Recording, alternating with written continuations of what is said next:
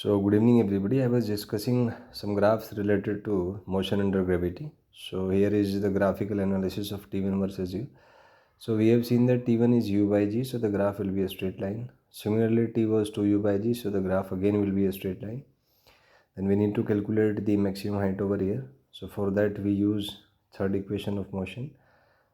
At point B, velocity will be 0. So we have 0 is equals to U square plus twice of minus G into H. So that means 0 is equals to U square minus 2GH. That will give U square is 2GH. And from here we can say that H is equals to U square by 2G. So we can analyze that H is proportional to U square. So if we draw the graph between height and U, that will be a parabola. And if we draw the graph between H and U square, take U square as X. So we have the relation that H is proportional to X. So again the graph will be a straight line over here. Then there is very interesting question that suppose we have 3 points ABC. AB is the midpoint of AC. So we need to find time to move from A to B. So for that we need second equation of motion. So after substitution we get this equation. And from here we get T as the quadratic. So the values of T will be like we have two values. One is this, another is this. If we add these two, we have 2U by G. If we multiply, we have H by G. So there is a very good result that if you know, it will achieve half the height at 2 times. Obviously, one time it will be moving in upward direction and in another time it will be moving downward. And these are the results.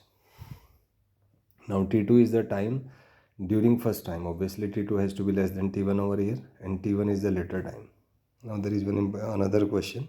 If we need to find the time from B to C, so it can be find like total time from A to C will be time from A to B plus B to C.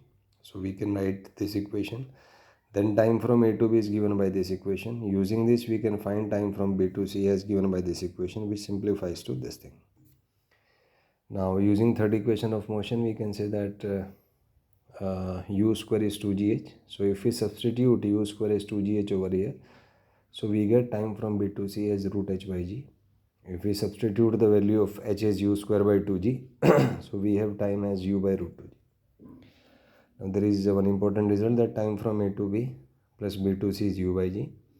So time from A to B here can be calculated as U by G 1 minus 1 by root 2. So if we calculate the ratio of times, so time from A to B divided by time from B to C, that will be root 2 minus 1, which is 0.414.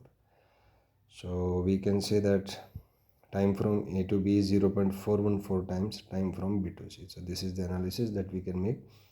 If you have any doubt, you can ask in the comment section. Thank you and have a nice day.